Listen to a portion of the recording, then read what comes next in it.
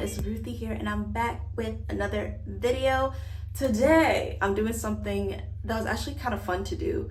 I am comparing all my hot tools, but yeah, basically I have 4 hair dryers that I wanted to see which one is really the top dog and which one I would highly recommend to you guys, because I did get a comment once that like, dang girl, how many hair tools do you have?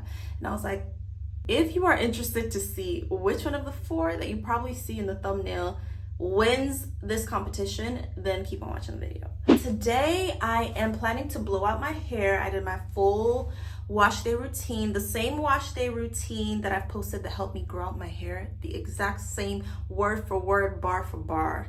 Did that routine today, and then I put my hair into these 8 braids, and now I'm ready to blow it out. So the reason I put it in these braids is to stretch my hair, to help it dry a little bit. I know it's still a little bit damp, so that when I blow it out, I don't have to apply as much heat to get the job done. I'm very excited though for today's video because I'm gonna be using all my blow drying tools and comparing them to each other. So first up, we got the classic blow dryer that I'll be using with a paddle brush, you know, the way we used to do it, but it requires a lot of coordination, so I don't know. Then next up, we have the one-step dryer. Yes, ma'am. This has served me for a very long time. Third up, we have the Tymo, which is a dupe for the Dyson. It's not the Airwrap, the Dyson. I don't remember which exact Dyson product, but this is a dupe. And then finally, number 4 on the list. Number 4 on the list, which I'm a little bit intimidated by, but I'm really hopeful for good results, is the RevAir. Ta-da! So funny enough, I've had this RevAir since November, but I've never used it on myself because it's just like, where do I even begin? My sister and I went half on it during Black Friday because we were like not ready to spend $500. Is it even $700? I can't remember the exact price, but that thing is not cheap. And both of us wanted it, but we didn't want to both pay full price. So we're like, okay, let's wait for a good sale and let's go half on it. Whenever either of us needs it, we can just drop it off at the other person's house or pick it up, whatever. So, you know, thankful to have been able to do that. Also, every time like I look at it, I'm like, I gotta set that whole thing up. Is that what you're telling me? So anyway, I'll be using it for the first time on my hair and showing you guys that process as well. And then also giving you guys the tea on which dryer works best. So my plan is to test out all 4 on one of each section on this side, and then whichever I like the best, I'll complete the other side with. See, my hair is a little bit damp. The ends are really dry though, so I'm gonna just wet it a little bit. I don't know why I feel like it has to be a little wet for the dryer to work. Going in with this heat protectant, I'm just gonna brush the ends, and here we go. Dryer number 1.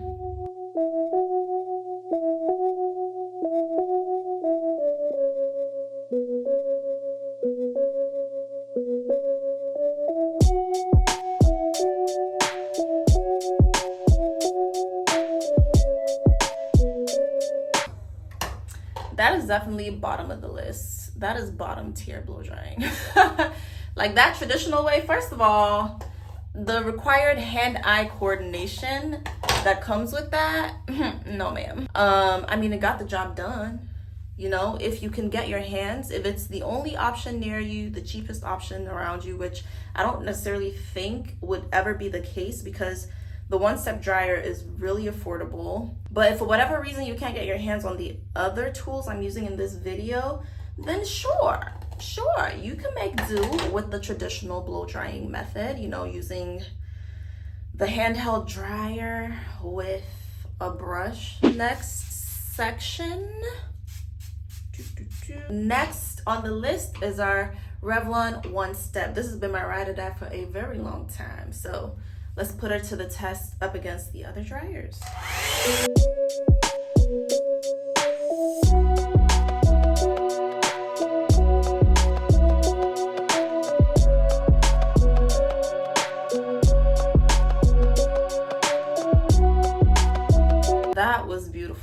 especially after trying to use that first that first dryer. Oh my gosh, I've never had so much respect and appreciation for a hair tool ever like this before. Like, that is substantially better. It's even so much smoother than the first one. The ends so much better, like it actually stretched the ends and everything.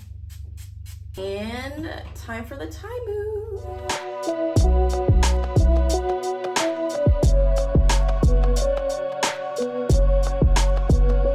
It's definitely better than the first tool, but it's a good tool, especially on short natural hair. But for long natural hair, it can be a bit of a challenge, because I've used it on my sister, who her hair is shorter than mine. I've used it on my man's, and his hair is like this. And honestly, this is my favorite tool to use for him. On my hair though, I feel like my hair is too much for this. The nice thing about this tool is it is like supersonic. It's fast. It'll dry your hair fast. So especially if your hair is wet and damp and you need something to work quickly, this will be great.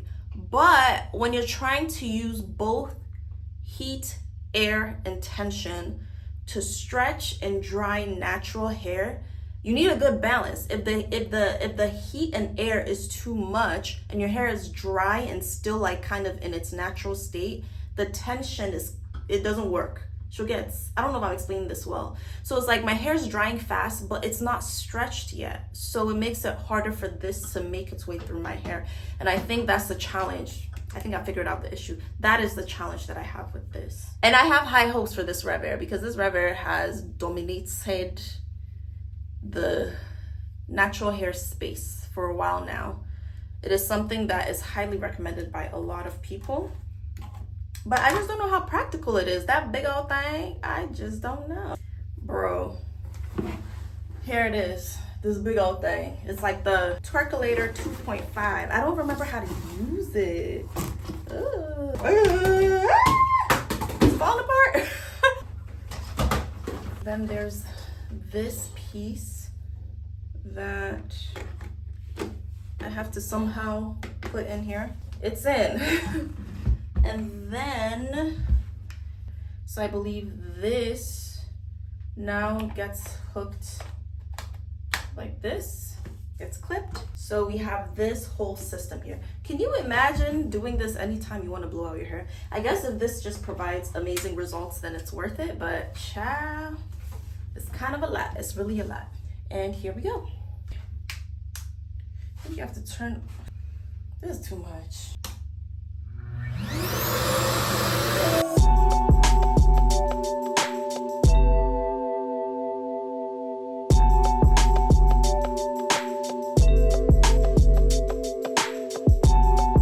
Wow. Okay, let's look.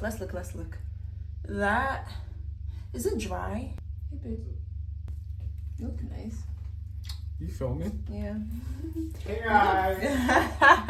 Oh my gosh, guys. All right. I don't know. I think for the sake of, okay, maybe because of the way I did this with the braid out first, surprisingly, it did get the roots. But dang, I'm having to detangle. Okay, so I have finished one side of my hair. I'm about to start on the second side, but I just want to say my thoughts before I proceed so I don't forget what I'm thinking. So I think each product has a certain feature that, depending on your wants and needs, makes it a better choice than the others. So let's start with the first product. Availability, accessibility. I think most people on here will have ready access to a traditional blow dryer wherever you are. So for that sake, if you don't have access to all these fancy tools, gadgets, that's a good choice. It works, it does its job, but it's harder. It requires more, hand-eye coordination. It requires dexterity. It's uncomfortable to use, but it gets the job done. And I'm pretty sure you can get good traditional dryers for a relatively low cost. If you are looking for something that works very quickly, then I would recommend the Tymo Airflow because it works very quickly. That is its whole selling point. It has supersonic speed, air blowing, drying. However, if you have long and thick hair like me, that could actually be a con more than a pro, because if your hair is drying faster than you have time to use tension, because for a good blowout, you need heat, air, and tension. If you just have heat and air and you haven't even gotten to the tension yet, you're not gonna get a good blow dry. Your hair will be dry, but it's not gonna be stretched well and nice enough. That's just for thick, long hair. If you have shorter hair, I think it works beautifully. It's wonderful. If you are looking for something that requires less hand-eye coordination, is efficient, and works well for a low cost, then I would recommend the one-step dryer, because honestly, I think it might be my favorite out of all 4 products. I really do. So if you're someone that's doesn't have good dexterity when it comes to doing your own hair, you want something that's affordable, something practical, One Step is the dryer for you. Now, if you're a naturalista that wants something very safe, you like to play it safe. You don't like putting too much heat on your hair, okay? You want to play it safe. You want something, you're willing to spend the coin. You're in a country where it's easily accessible to you. I don't know where all RevAir delivers to, but if you want something that you're willing to spend a coin on, you know is very safe for your hair, you don't mind the extra vahala, the RevAir might be your best bet. I'm gonna say my second time using it, because I used it on 2 sections on this side. So there was a crown piece. I divided it into 2. The first one was like, I don't know if I like this. The second one actually was wonderful. So I think I just need to get used to the product. I just need to know how to use it very well for my hair texture and hair length and hair thickness, because all that factors into it. So I've actually decided my favorite is the One Step, but I want to use this on the rest of my hair on this side, just to familiarize myself with it more, because I did spend, half of the cost, the payment that went to this was, out of my pocket. So I should be putting it to use. I really should. So I'm going to use this for this side of my hair and then get back with the final result. I lied. I lied. The RevAir is really that chick. It's really that chick. I didn't know what I was talking about. I was speaking too prematurely. But what I did differently with this back section is, after I wet it, unbraided it, put heat control, I went back in with my Denman brush to thoroughly detangle again, even though my hair is pretty much detangled.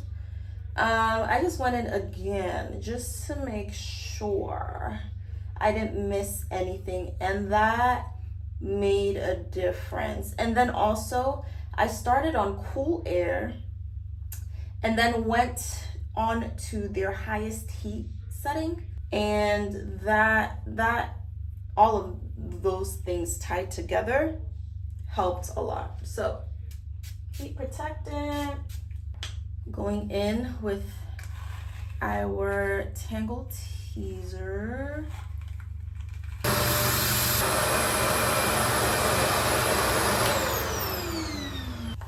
I'm brushing it out. Look at that. Look at that. Like, simple, easy. I didn't have to be doing skelewu. I'm so glad I figured it out, because I would have missed out on really appreciating such a good product. No, I don't think you understand. I'm obsessed. Look at these results. This is RevAir results. Okay, there is a big difference. There is a big difference. It has movement. It even gets the roots, y'all. It even gets the roots straight. My hair feels soft. It doesn't feel like dry. It did what it needed to do. Like, I could actually use the RevAir for a silk press, which I kind of questioned for a while, because I was like, I don't know if it'll get it straight enough. I don't know if it'll get the roots. I don't know if it'll give my hair movement and body. It did that. Guys, RevAir hands down. If you can afford it, RevAir. If you can't afford it, One Step dryer. Those are my thoughts. That's just how I feel. From my personal experience, for my type of hair, it is traditional, Tymo, one step, RevAir. So anyway, that's all I have for today's video. You're gonna see how I end up styling this hair in the next video. It's a surprise. What's happening?